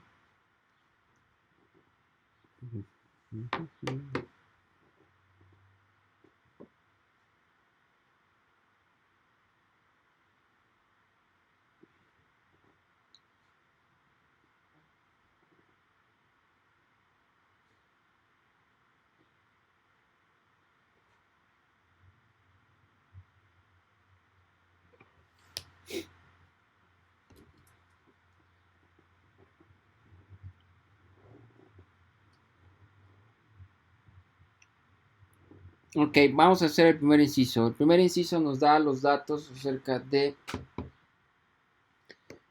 para el inciso A, ¿sí? Para el inciso A nos están pidiendo la resistencia ómica, o sea, la resistencia de la solución, ¿sí? Nos dan de datos de la distancia de los electrodos, que son 5 centímetros, y también nos están dando la conductividad de la solución. ¿Ok? Entonces tenemos conductividad de la solución es igual a 0.19 Siemens por centímetro a la menos 1.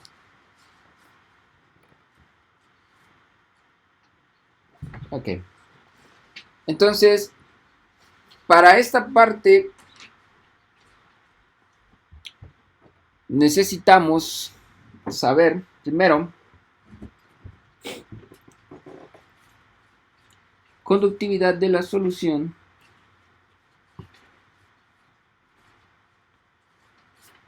a qué es igual. O sea, la conductividad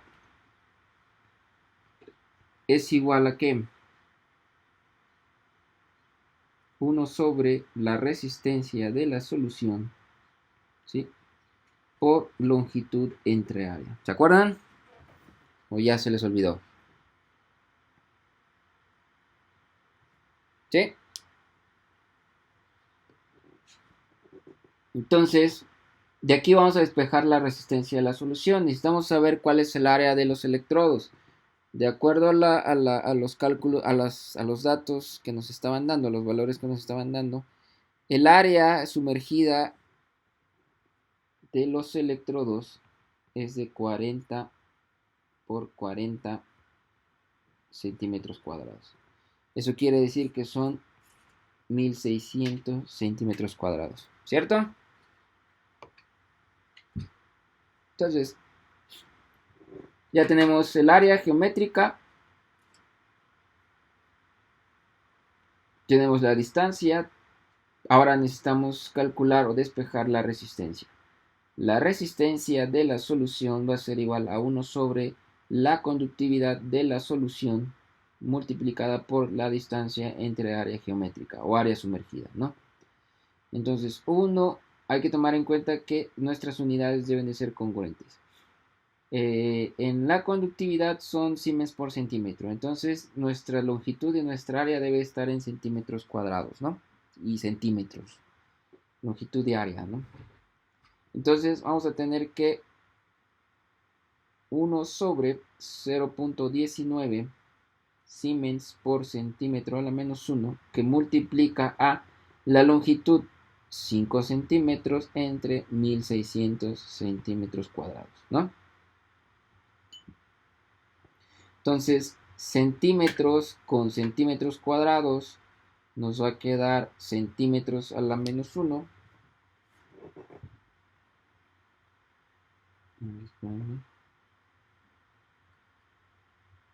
Sí, sí, centímetros a la menos 1 y va a bajar. Entonces me va a quedar ohms, ¿ok?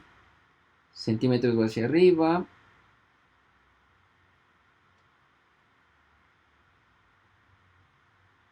Ajá, ok. Sí, ¿cuánto les da la resistencia?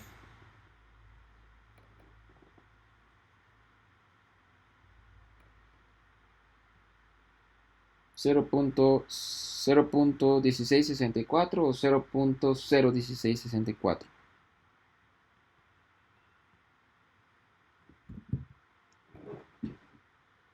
A ver. 5 entre 1600.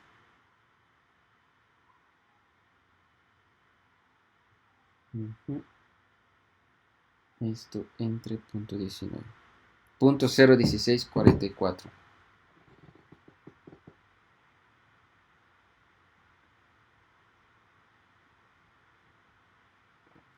¿Sí?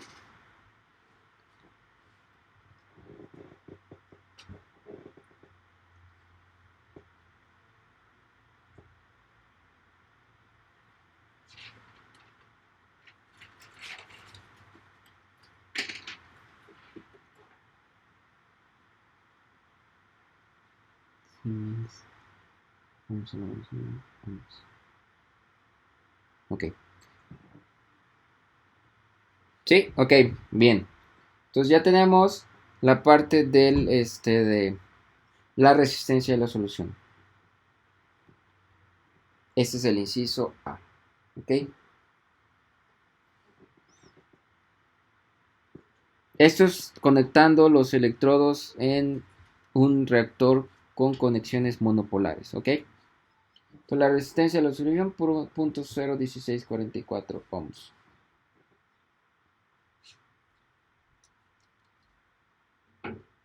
Muy bien. Entonces para el inciso B. El inciso B dice, determina la distancia final de los electrodos en centímetros después de 24 horas de operada la celda. Entonces, nuestro tiempo es de 24 horas. ¿Sí? ¿Tenemos la densidad de corriente? Sí. ¿Por qué? Porque la densidad de corriente utilizada es de 45 miliamperes por centímetro cuadrado.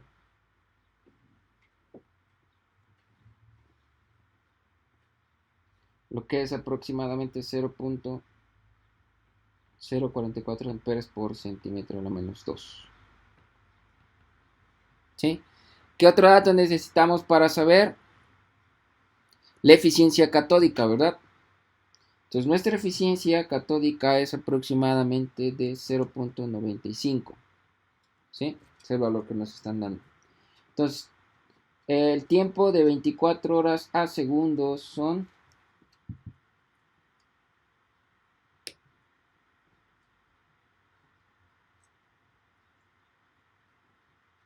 1 hora tiene 24 minutos.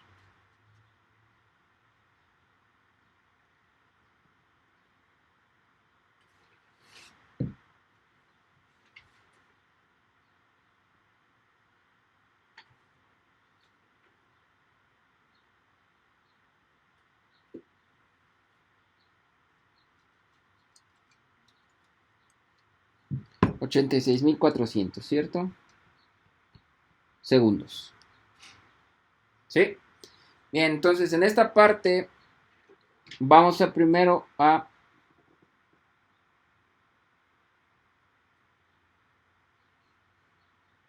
¿sí? Aquí vamos a tratar de determinar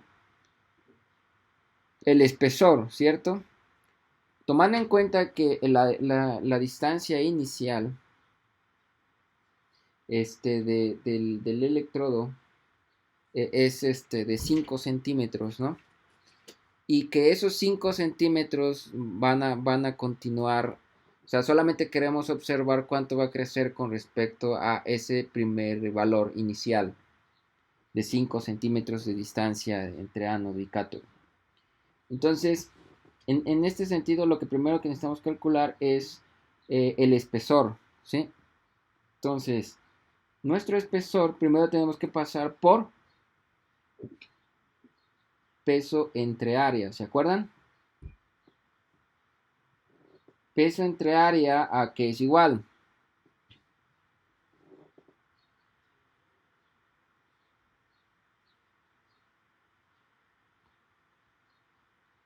Peso molecular, densidad de corriente, ZF por tiempo.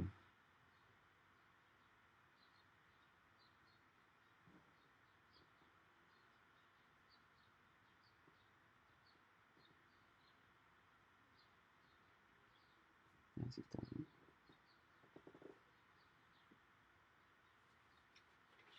La J entre Z y G.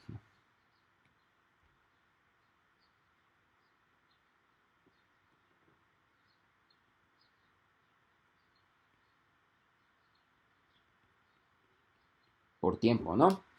Pero esta densidad de corriente es la teórica, ¿no? Entonces la tenemos que sustituir por la real. Entonces es peso molecular, eficiencia catódica por densidad de corriente teórica entre Z por F por el tiempo. Sí. ¿Qué? Entonces, ¿cuál es el peso molecular que teníamos? Nos habían dado los datos. 65.38 que multiplica a la eficiencia de corriente 0.95 que multiplica la densidad de corriente 0.045 que multiplica al tiempo 86.400 segundos. Todo esto dividido entre 96.500. Entonces, peso entre área, o sea, gramos entre centímetros cuadrados, tenemos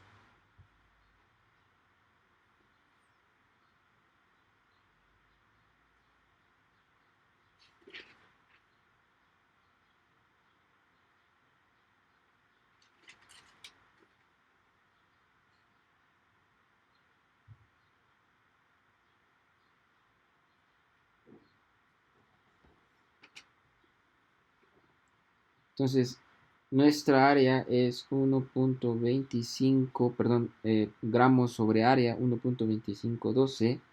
A todos les da el mismo valor. Ah, perdón, aquí se nos olvidó multiplicarlo por de Z. ¿Cuántos electrones se transfieren? 2 electrones, ¿verdad? Que estoy pasando de sin 2 más a sin 0, ¿se acuerdan?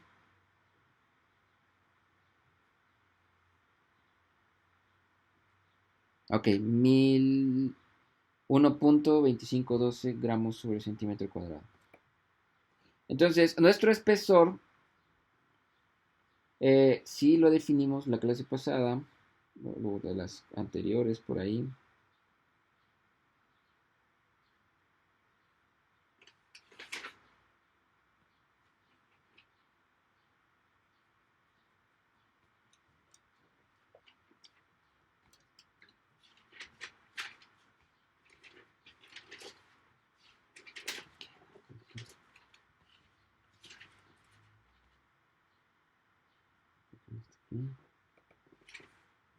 Espesor.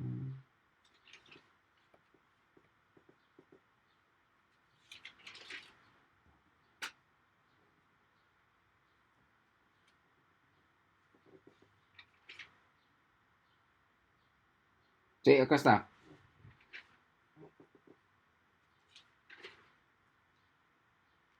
El espesor es igual a la masa entre el área geométrica por la densidad. Masa entre área geométrica por la densidad. Entonces, el espesor,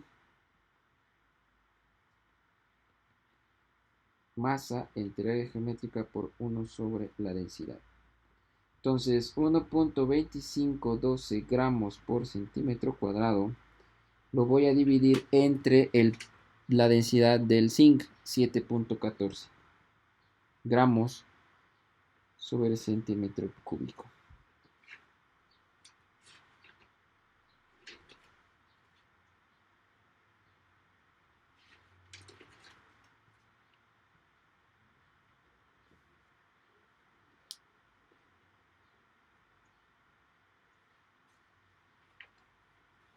Entonces 1.2512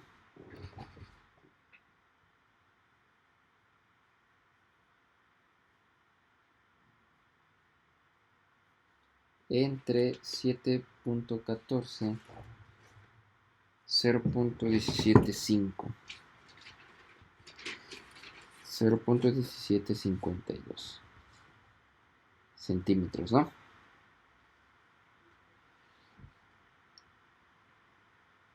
Ok, entonces, ¿cuál será la distancia con respecto a la inicial?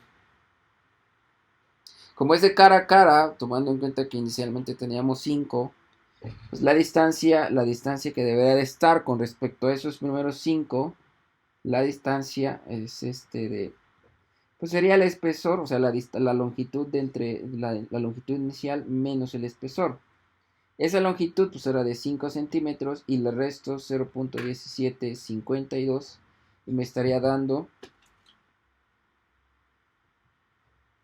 4.825, ¿sí?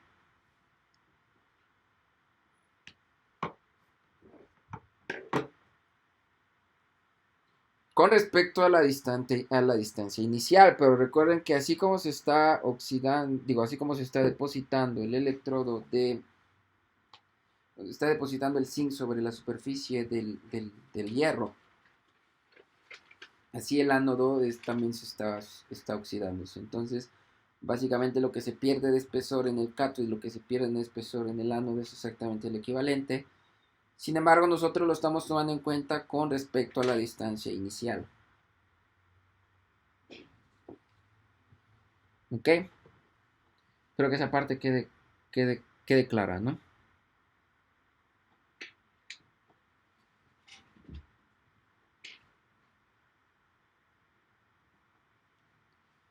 ¿Dudas?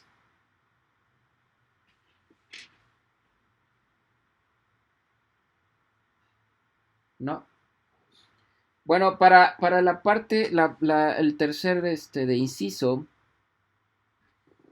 el tercer inciso nos dice que determinemos el potencial aplicado, ¿no? Para el potencial aplicado, pues acuérdense de los requerimientos energéticos. Tenemos esta ecuación, el voltaje total del sistema. Ese es el potencial aplicado. Hay que tomar en cuenta el potencial de celda, hay que tomar en cuenta la sobretensión, la resistencia a la solución y la resistencia a las conexiones. En este caso, para efectos de ejercicio, solamente nos están dando datos del potencial de celda. ¿Cómo nos lo dieron? Bueno, nos los están dando en el diagrama. La sobretensión anódica y catódica no nos están indicando nada acerca de sus valores, lo tomamos como si fuera cero. La resistencia de la solución nosotros lo acabamos de calcular. La resistencia de conexiones tampoco nos las están dando, pero al parecer sí nos están dando un dato que es de la caída de potencial por conexiones, o sea, ya bien integrado en voltaje cuánta caída nos está dando de 0.4 voltios, ¿no? Con esta sobretensión de 0.4 voltios. Entonces, para la tercera parte, para el inciso C, ¿sí? Para el inciso C, primero hay que tomar en cuenta que el primer parámetro que hay que calcular es el potencial de celda, ¿cierto? El potencial de celda, pues es igual al potencial estándar de celda menos RT entre Z por F por el logaritmo natural de la constante de equilibrio, ¿no? Vuelvo a comentar, nosotros estamos considerando que no hay evolución de oxígeno, no hay evolución de hidrógeno, o sea que la eficiencia de corriente va enfocada únicamente a oxidar el zinc, a zinc 2 más, y a reducir de zinc 2 más a zinc 0. Entonces, ese potencial de celda, pues es cero, ¿sí?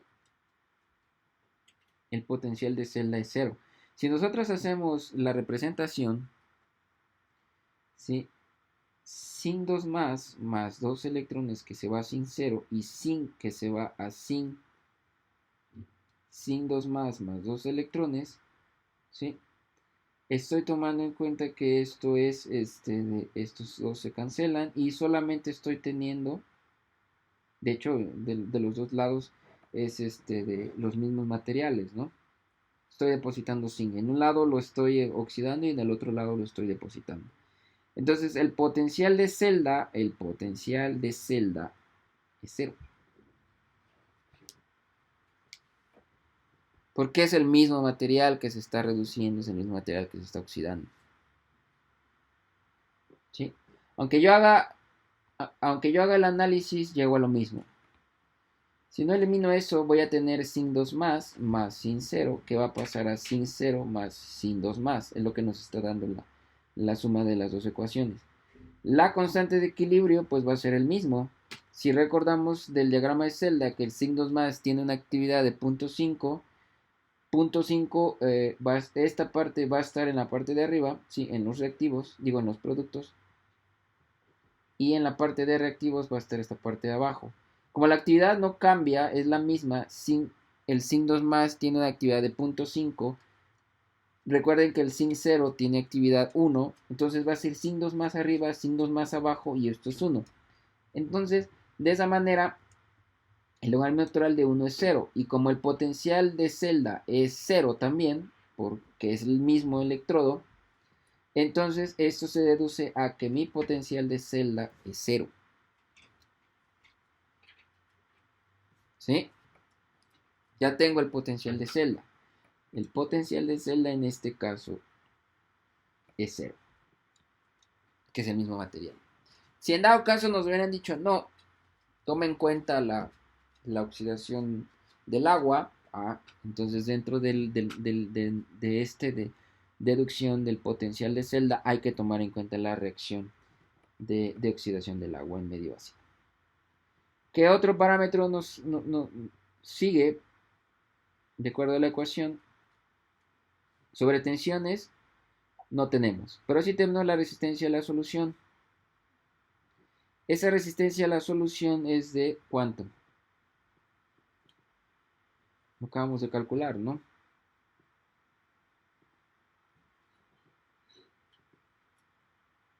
0.01644. ¿Sí?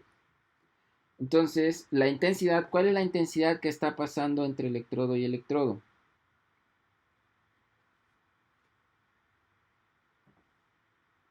.045 amperes por centímetro cuadrado, ¿verdad? Entonces, para el caso de la caída óhmica, ¿sí? Voy a tener que el voltaje óhmico va a ser igual a la intensidad, ¿sí? Es lo que estoy colocando en este lado, ¿sí? Por la resistencia de la solución. Entonces, esta intensidad pues no es más que la misma, 0.045 amperes por centímetro cuadrado, pero lo necesito no en densidad, sino en intensidad. ¿Cuál es el área de los electrodos? 1600, ¿no? Entonces, la intensidad va a ser igual a la densidad por área. Entonces, 0.045 que multiplica a 1600.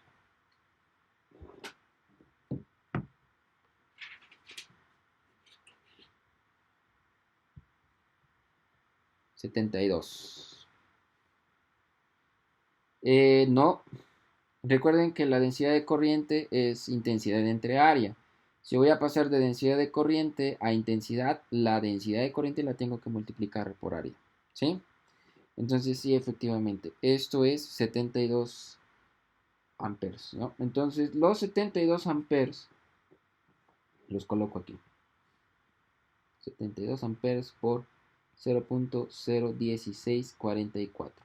Y entonces 72 por 0.1644.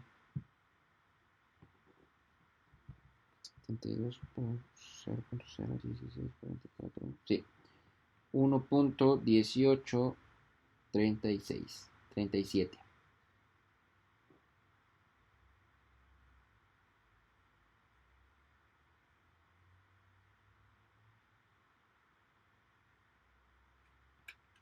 Volts, ¿verdad?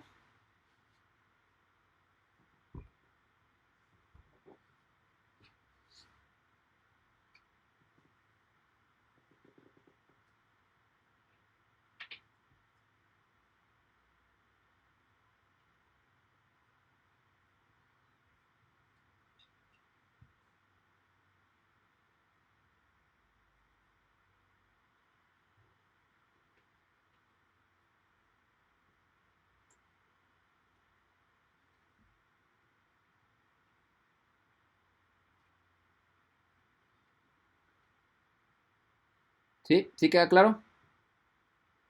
Bien, entonces ya tenemos el otro, la intensidad la intensidad por la resistencia de la solución, que es el voltaje de caída óhmica, y nos faltaría la resistencia de conexiones.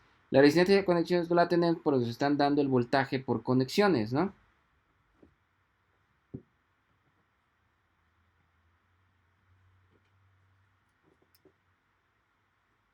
No entendí tu pregunta, Rodrigo.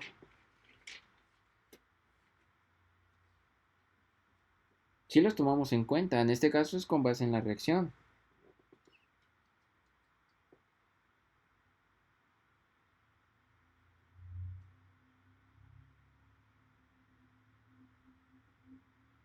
¿Cuáles dos términos, Rodrigo?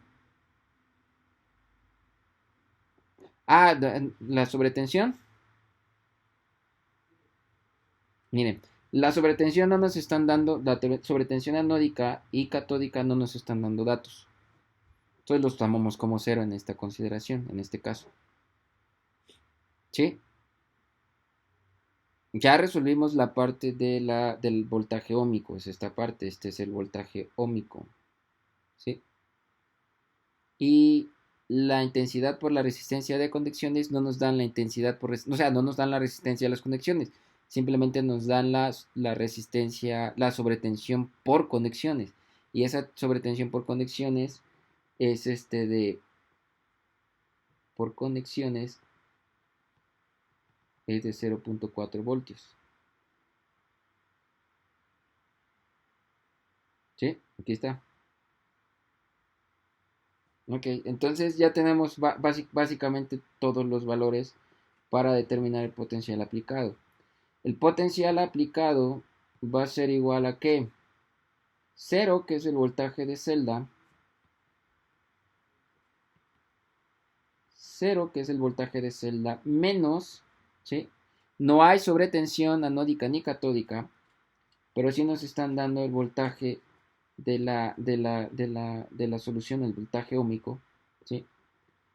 Menos el voltaje óhmico, ¿cuánto nos dio? 1.1837 menos 0.4 voltios.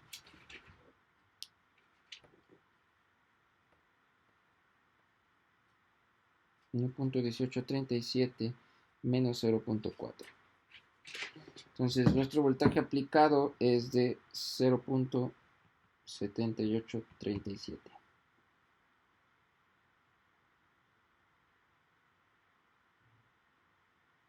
¿Sí? A todos les da ese valor.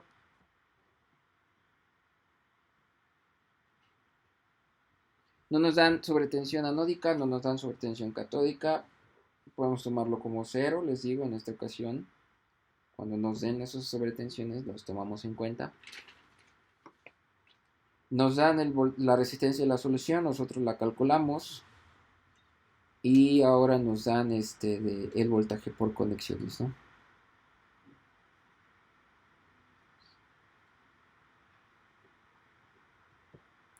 Ahora observen que como esta es una conexión monopolar, el voltaje total es igual al voltaje de cada una de las celdas. Por lo tanto, este punto 7837 es por tanque.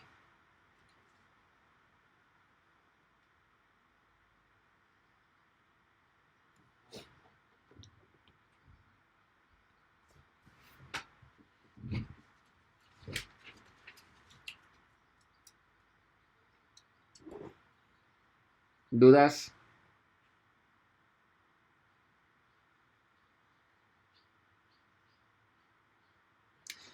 Rodrigo, como lo acaba de mencionar, cuando haces una electrorefinación, los tanques son conectados en monopolar, porque tienes que controlar muy bien la densidad de corriente en cada uno de los cátodos.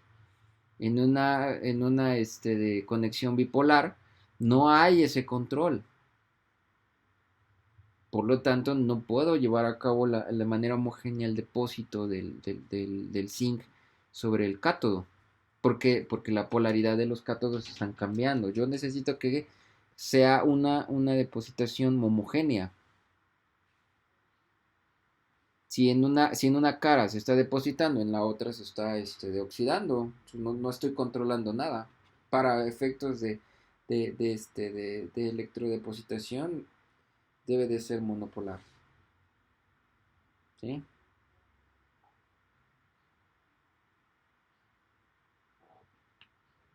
A lo mejor yo lo cuantifiqué mal.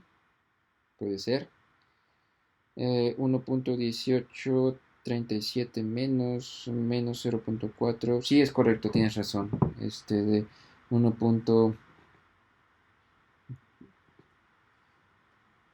Menos 1.5837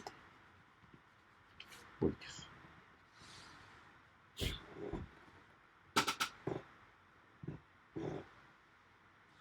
¿Dudas?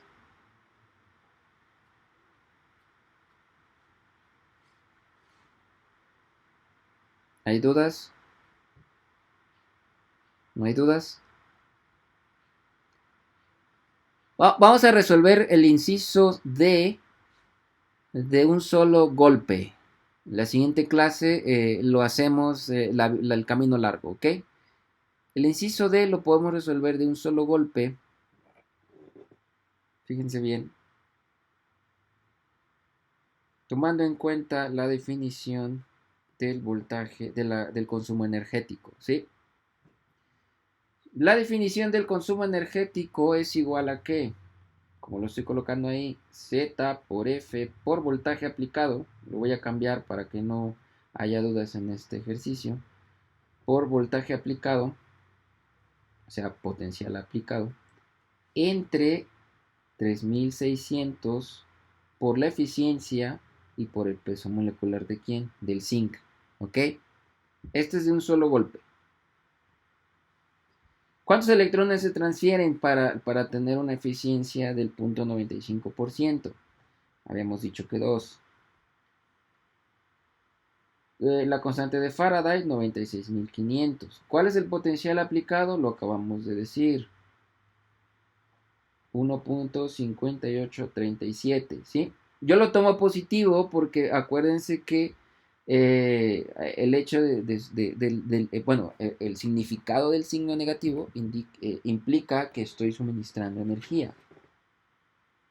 Entre 3600 que multiplica a la eficiencia anódica. ¿Cuál es la eficiencia catódica? ¿Cuál es la eficiencia catódica? 0.95. El peso molecular de nuestro material, 65.38. Entonces, ¿cuánto les da? Voy a darles como de 1.300 y algo. 2 por 96.500 por 1.5837 entre 3600 entre 0.95 entre 65.38. Sí. 1.3669 o 1.367. ¿Les parece? Entonces, el consumo energético total de la planta es 1.367 kilowatt hora. ¿Sí? Si recuerdan ustedes la definición. Sobre kilogramo de zinc, ¿no? Pero nos los estaban pidiendo en toneladas, ¿no? Entonces, bueno, no hay tanto problema. Nos dejamos ahí ese valor. Y a este de kilogramos a tonelada lo multiplicamos por 1000. ¿Es correcto? Una tonelada son 1000 kilogramos, ¿verdad?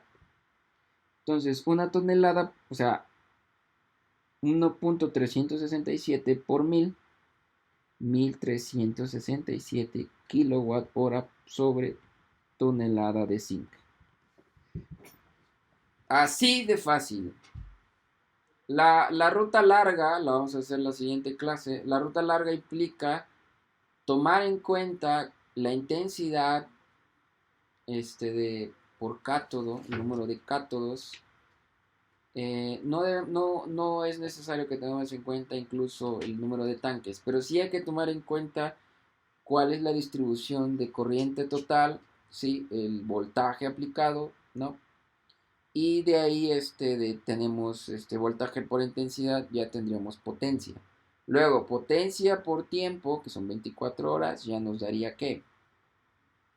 Ya nos daría de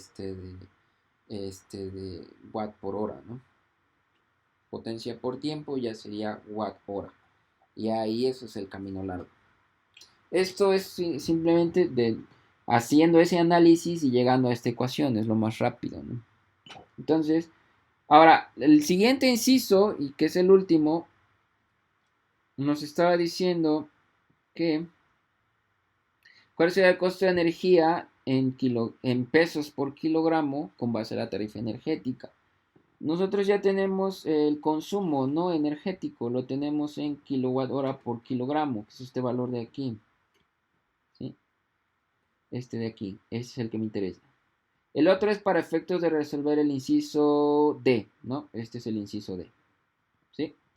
Ahora, el inciso E, pues nosotros tenemos que es 1.367 kilowatt hora sobre kilogramo de zinc y la tarifa es de,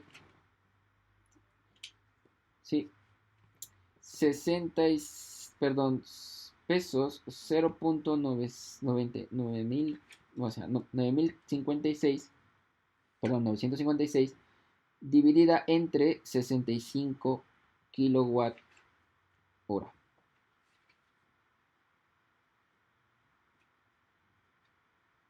Este es el inciso E.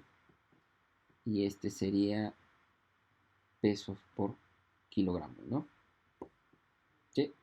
Entonces, 1.367 por 0.956 entre 65 kilowatts y eso nos daría aproximadamente 0.02 pesos por kilogramo de zinc.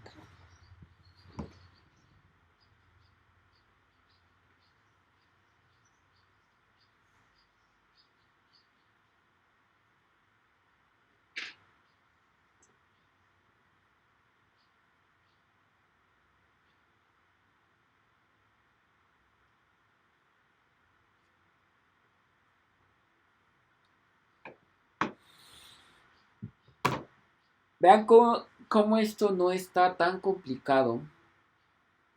Ya cuando le ponemos números, hacemos el análisis de las ecuaciones, porque por eso es el paso tan rápido para determinar los kilowatt hora por kilogramo de zinc. Recuerden que eso es eso está normalizado, o sea, hay normalización, no importa cuántos tanques tenga. Al final de cuentas, ese es el consumo que voy a tener. Si yo calculo los kilowatt hora totales para toda la planta, tomando en cuenta los 568 tanques, y lo voy a dividir entre el kilogramo de zinc total que produce esos 568 tanques. Entonces, al final de cuentas, se reduce a lo que produce un tanque, ¿sí? O sea, ¿cuántos kilowatts hora produce un tanque? Entre cuántos kilogramos, perdón, cuántos kilowatt hora consume un tanque, entre cuántos kilogramos de zinc produce un tanque. Es exactamente lo mismo, ¿sí?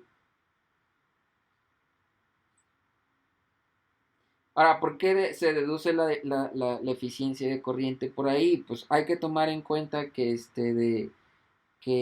para la parte de kilowatt hora hay que tomar como base intensidad total potencial por tiempo. Esa es la intensidad total. Y en la parte de abajo habría que tomar en cuenta que dedujimos cómo calculo el peso producido de zinc. Y eso viene de la ecuación de la ley de Faraday, ¿no? De las leyes de Faraday.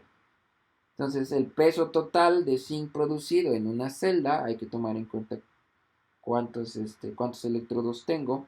Y de ahí voy a calcular básicamente la intensidad real total. ¿Sí? Tener la intensidad real total lo multiplico perdón, de ahí la definición de la ley de Faraday, ¿no? Masa, que es la parte de arriba, ¿sí? Es este de aquí. ¿Sí? Para la masa yo voy a tener que tener el peso molecular, la densidad de corriente, ¿sí? Total, el área, porque lo voy a tener de este lado, el área, perdón, el área, el tiempo entre Z por F. Entonces, al final de cuentas, al sustituir todo eso acá, llego a esta deducción de esta ecuación. ¿Sí? Aquellos que tengan curiosidad, pues lo podrán encontrar en el libro de Fletcher, ¿no? Es este de aquí. Aunque ahí, por ahí, ese libro, esa parte del libro tiene ahí un pequeño error. 3600, le pone 3.6 por 10 a la 4. Es 3.6 por 10 a la 3. ¿No? Tiene algunos pequeños detalles. Pero bueno, la definición la sacamos de esos libros, de ese libro. Y ya de esa manera no estamos calculando cuánta masa por total produje. De ahí no estoy calculando cuál es la intensidad de cada uno de cada uno de los cátodos en total, la intensidad real total. Y no estoy eh, tardándome más con el tiempo, ¿no? En ese aspecto. Es más práctico tenerlo así. Cuando ya nos pidan el número de tanques, entonces ahí sí vamos a tener que tomar en cuenta la producción total de zinc que tengo que producir y cuánto va a producir un tanque. Entonces ya de esa manera puedo yo calcular cuántos tanques voy a tener, ¿sí? Entonces, como ven, este ejercicio lo pudimos resolver de una manera muy rápida. Les digo, la parte larga es más complicada, pero llegamos al mismo valor, ¿sí? Llegamos al mismo resultado. Bueno, chicos, ¿tienen alguna duda, algún comentario?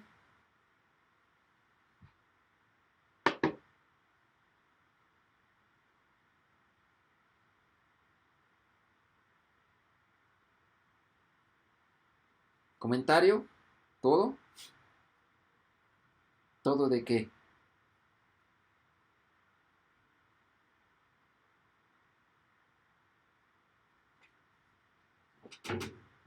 Bueno. Eh, Vamos a seguir resolviendo ejercicios para ir viendo todos los casos posibles para la parte de electroquímica industrial. Y bueno, em, ya básicamente estaríamos terminando el tercer parcial. Prácticamente ya es lo último, Gabriela.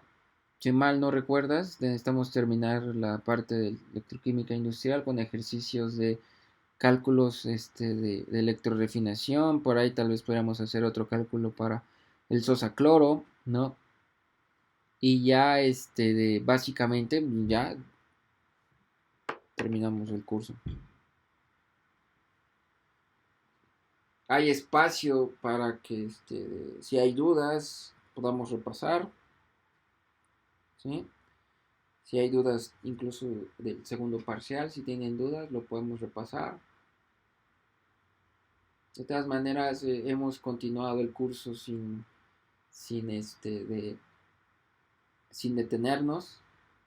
Hemos cumplido muy bien con el temario y pues básicamente estamos ya casi en las últimas por definir. Que igual manera pues les dejaré tarea, eso sí, pero pues ya ustedes, ya ahí es donde puedan surgir las dudas. Podemos tratarlo en las sesiones en donde ya no tengamos que dar clases con base en el temario, pero sí para resolver dudas, ¿no? Y terminar el curso hasta que regresemos de la forma en cómo nos dijeron que regresaríamos oficialmente, 1 de junio, ¿no?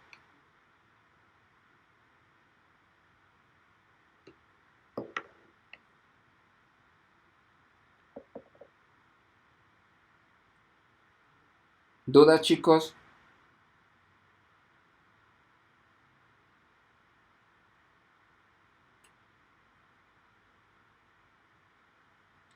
Por ahora ahora todo entendido, ok, no es tan complicado.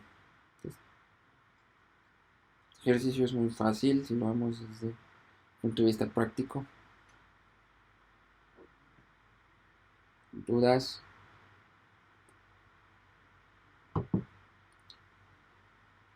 Revisen bien, acuérdense que la parte medular para hacer esto hay que tomar en cuenta las reacciones, ¿sí? Hay que tomar en cuenta cuál es la reacción que está sucediendo en el ánodo, cuál es la reacción que está sucediendo en el cátodo, ¿sí? Hay que tomar en cuenta esa parte porque es la parte medular, de ahí se deriva todo lo demás, como verán ustedes, se complementa. Una vez teniendo bien identificadas cuáles son las semireacciones que ocurren en el ánodo y en el cátodo, y si hay reacciones paralelas también, ¿sí?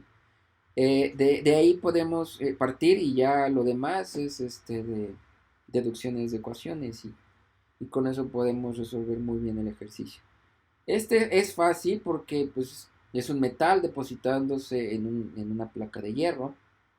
Tal vez los que vienen serían un poquito más difíciles, por ejemplo, en el aspecto de producir hidróxido de sodio, producir cloro, ¿no? Y o en dado caso determinar cuántos tanques necesito, cuál es de mi densidad de corriente que debo de aplicar.